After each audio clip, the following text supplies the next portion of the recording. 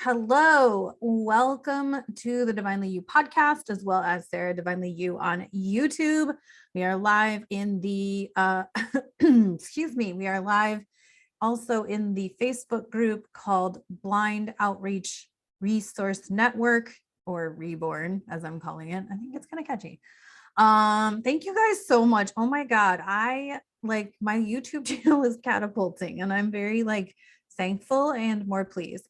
So thank you so much. Thank you to those people who have reached out, messaging me directly, and saying how courageous I am.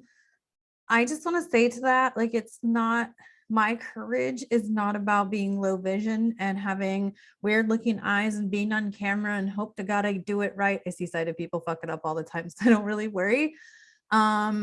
My courage is in my content.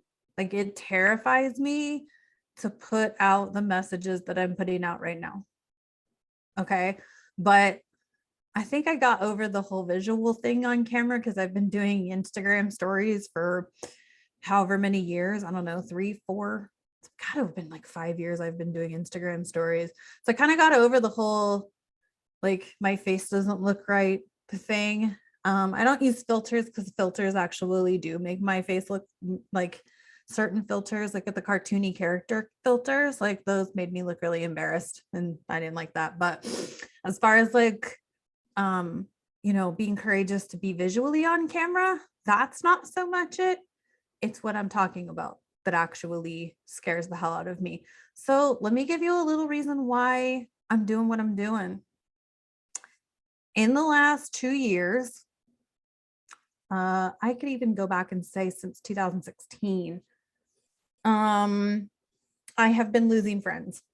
I started doing hella deep personal development, inner work, personal growth work, whatever you want to call it, life coaching, leadership coaching, working with coaches, working with people in astrology, human design, and all that. And ever since I started doing work to improve myself, and at some point I'll go back and tell you the really bad story of how I was depressed and super wanted to commit suicide. And that was all a very long time ago. But in 2016, I also had another low moment in time where I had come out of a couple of abusive relationships, and all of my friends or who I thought were my friends, sided with one of my abusers. And so I literally shattered to my core. And I didn't trust anyone, including myself. And that's when I started doing my deep healing work. And I was working with coaches, therapists, you name it. I was reading into abandonment. I was digging deep. And so the moment that I started healing myself and really getting deep into my work and learning how to love myself and learning how to acknowledge my self-worth and my value, this was around 2016, 2017, I started losing friends. And that's all come to a head in the last couple of years when I didn't support mandates. I don't support them because to me, everything that I know about mental health and well-being was the exact opposite of what these mandates were about. Okay. The mandate said socially distance. The mandate said don't go to the gym. The mandate said don't go outside or whatever. And I'm like, that is against everything I know, the opposite of everything that I know about well-being and self or mental health and all of that.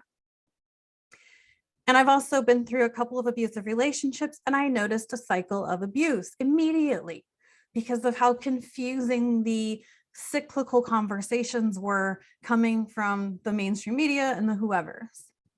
It all just showed up to me as red flag abuse, mental abuse.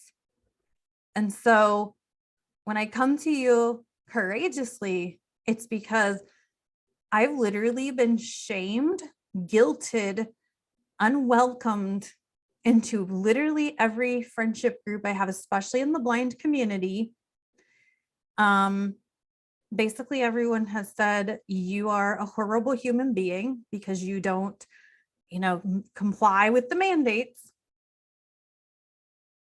And I was either going to crumble into a hole, or I was going to allow my coaches, my astrologers, my friends that still wanted to talk to me to tell me to go full force ahead. And I'm like, well, they're all going to be like, if no one's at, if the people that I have loved and cared for all of my life are not interested in what I have to say, or think that I should be shamed, ridiculed, punished, or whatever for my choices, then I'm going to just do what I do and say what I say. Mind you, I never in the last couple of years have ridiculed anyone. I've never wished them harm in any such way. Right? I even live with a person who complies, and she and I went through some friction time when this first started, but we learned to be compassionate towards each other's points of view, and we've learned to respect it. So, and yet I still get shamed by people who think that I should comply. I'm not going to comply. It's not going to happen.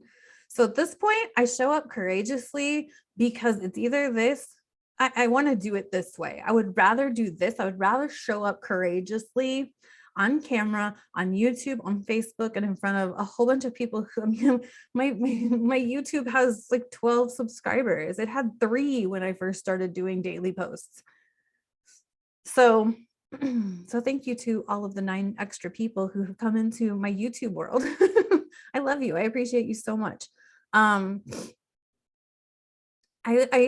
think that for me, I would rather come to you and say these things than to crumble into a hole, because I'm too far into believing in myself and believing in all of us than to shatter again. So that's my personal reason why I'm doing this. The collective or the group reason why I'm doing what I'm doing is because, and if you listen to either of the videos I've posted in the group, the astrologers, I never liked history. Like, I flunked history bad when I was in school, whether it was high school, college, whatever. I flunked bad. Like, I didn't care. It was too just not interesting. It was political based, and I'm not a political person. I don't really care about I think politics is like man created just for us to have a distraction. So I'm not really into history. And then I found High Vibe. I found the Leo King. And he's like talking about history, how it relates to the planetary transits. And I'm like, hold up, wait a minute, hold on, wait, what? And that resonated. Like 100%, that resonated with me. And it made sense to me how cycles repeat, right? Because cycles repeat. Like I just talked about the abuse cycle repeats. The history cycles repeat. We experience, and what I know about life lessons is that we repeat the same lesson until the universe like thinks that we've got it. Right? Until we've learned what we needed to learn from it. If you get in the same relationship over and over and over, yeah, you're going to have that same relationship until you break the cycle of why you end up in that relationship. Okay. So that's what I know about cycles. And then, so he's talking about how, what historical cycles were being repeated right now in this time and in this space, like since 2020 started. And I'm like, oh, this makes sense completely, 100%. I'm telling you guys, I slept through hours of history lectures when I was in college, and I can sit through the Leo King's lectures that are 4 hours long, wide awake, fully attentive. What's he going to say next? Oh my God, that makes complete, like, it just resonates with me. So why is this important to the blind community? Well, have you guys ever heard united we stand and divided we will fall? We're a small minority of the population. We're a small chunk of the population. And what has happened already with things like the National Federation of the Blind, the American Council of the Blind, whatever the other ones are, is those have already sort of divided us. I know lots of people who are in both organizations. I'm not speaking into that. I'm speaking into like people who like, I don't like any of them. I mean, I participate in social activities, but beyond that, like they're too much for me, too political, basically. And then you added the illness factor. I got to choose my words carefully because I'm on platforms that'll censor me if I say the wrong thing. So hopefully this makes sense. Then you add an illness factor, and now all of a sudden, people like me are no longer welcome in some blindness communities or service providers or whatever. So now we've taken an already split community and divided it further. And then what I have to say to that is, if you were drowning in a flood, I wouldn't give a flying fuck if you had a medical treatment or were wearing a face cover. I'd rescue your ass because that's the human that I am. And I feel like we're at a very critical point where if we band together and work together to build something new, to build something different, and I'm seeing it, right? I've been posting these videos in these various blind communities, and I'm seeing how people are like, I really want to create income streams. I really want to create this or create that. And I want to invite everyone to really like dig in, explore your purpose, explore what lights you the fuck up. So I see already that people are opening up to the idea that we got to save ourselves, not only individually, but as a community. And I feel like right now is a very critical time for this to happen. Everything's divine timing. But we got people out there who've been denied services and really need our help. We got parents out there raising kids and they really need our help. From blind adults, low vision adults. And I think it's just time for us to take responsibility and take ownership. And it's going to be hard, but I think that if we all start working together, I had somebody message me in the middle of the night last night. I was awake, but I was trying to sleep. Messaged me in the middle of the night, like she's trying to create an organization. I'm like, okay, let's work together. Like, what are the parallels so we can come together? Because if we fall apart now, the government's going to take us out. Like, I just want to put a couple things in perspective. Like, the economy is not in a good place. Like, if you don't know that, then like, I invite you to take a look at gas prices. I have sighted friends who make fun of me for looking at gas prices, but I have always followed gas prices. But I invite you to look at gas prices, because when you watch gas prices, you know the state of the economy, okay? Gas prices are high. They're the highest that they've been in 5 years. So do the math. I'm not going to mention political, partisan, anything, but they're the highest that they've been in 5 years, perhaps 6 at this point.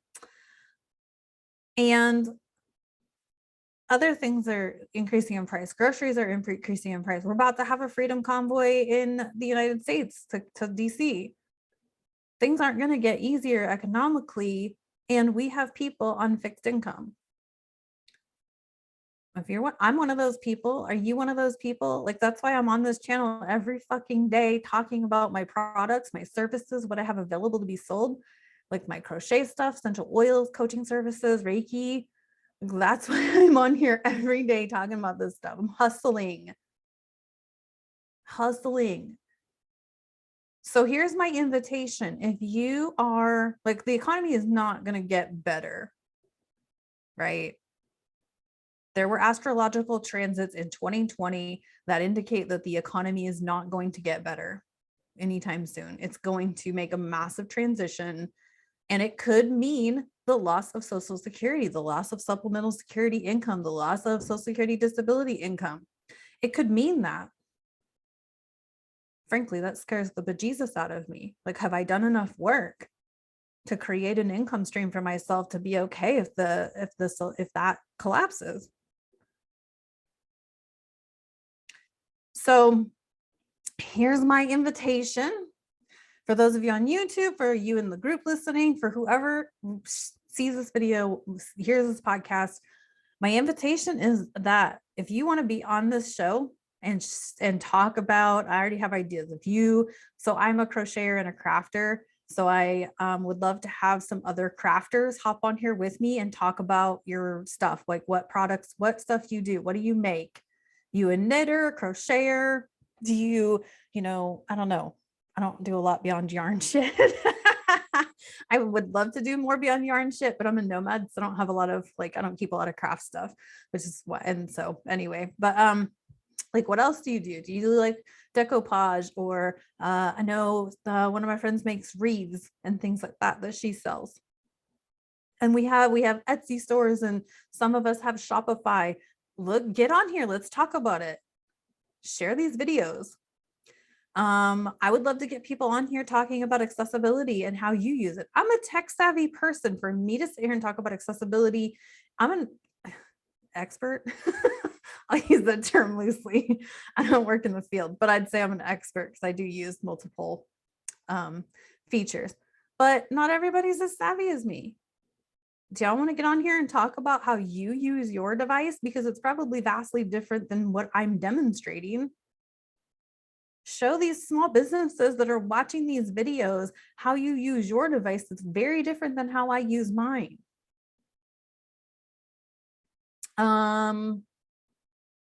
What else? Are you a life coach? Let's get some life coaches on here and talk about how we can empower the fuck out of each other and support each other.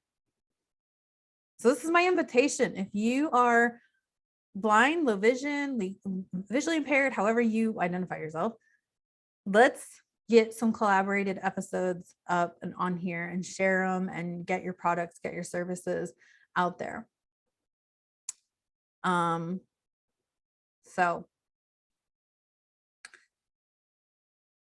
that's what I have for today. I'm very excited because I love the response that these videos are getting. I'm really just over the moon. I'm thankful, like beyond, like it's so incredible how many people have tuned into some of my videos that I never even expected, because like it's, my coaches have told me for years, get vulnerable, get more uncomfortable. How much more uncomfortable can I get? Oh, well, apparently I can read on camera and that's going to get me an ass ton of views. That was a hard episode. I don't like reading in public. I don't like having to put things up to my face to read them. That's so uncomfortable to me. But I used to hide the fact that I use the screen reader. I'd wear my headphones so that nobody had to hear the screen reader because I didn't want people to hear it. Now I'm just like, whatever. This is what I do. It's what I use. I don't identify so I guess I acknowledge that I'm a person who uses accessibility or adaptation. I also don't lead with it. I have so many interests and hobbies that I've had sighted friends over the years who are like, I forget you're blind until they realize I can't see something. Right. Or that I trip or whatever. And then they're like, oh yeah, I forgot you're blind. Sorry. Okay. But I've also gotten a lot more responsible. I used to not use a cane as much as I do now. And now I use it all the time. And so people don't even realize because, I just go about my thing. Anyway, so I think that's all I have for today. So that's my big, huge invitation, is really look at how you want this community to go. How do you want to participate in the blind community? And I'm going to tell you right now that it's taken me a lot of years. I went to a school for the blind in Illinois, and I went to college with friends from that school. And then I worked in blind rehab for 5 years. And after I left blind rehab, I didn't want jack shit to do with blind people. I still kind of don't, but it's not because they're blind. It's just more of the constant competition and the constant drama and the constant this. But I feel like a bunch of us are ready to see that shit go differently. And so I tried to ease back into the blind community. You know, I was in some para athlete organizations for triathlon and running, and now I'm not allowed to participate in those things. And I wanted to volunteer at some local blind service places in the Phoenix area. I'm not allowed to do that. And I know there's a lot of other people who haven't been able to get services and get support over the last couple of years for various reasons. So anyway, we're at that point. Like, I feel like we're at that point where like we can make a change. We just got to work together. Stop trying to be so damn divided. Like, oh, she's a better life coach than me, or, you know, she's stupid or whatever. Like, we're not all meant to be the same coach, right? My coaching focus is vastly different than other people's. There doesn't have to be just one blind life coach or one blind computer person or one blind crafter or whatever. Like, we all get to do that. We all get to share it and have it and all the things and work together and make it happen. All right. So that's what I have today. Sheesh. Thank you. Thank you for the space for this. Every time I sit down to record this, I try to get grounded. I try to like spray rose water. I try to do arbor vitae. I try to cleanse myself so that I'm still terrified out of my mind that someone's going to come at me and attack me for what I'm saying, what message I'm saying. And then I think to myself that, well, that would put me in the same arena with a lot of the people that I follow on social and on YouTube. So maybe it's not so bad. And so far, all I've gotten is an outpouring of love and support. So thank you for that. Thank you for that. All right. I'm going to get out of here and peace out. I love you all. Thank you so much. Continue to share this shit. And let's create some monster changes and huge changes and rifts in the world. Okay. Have a good one. Thanks for listening to the podcast. Thanks for watching YouTube. Talk to y'all tomorrow. Stop recording now.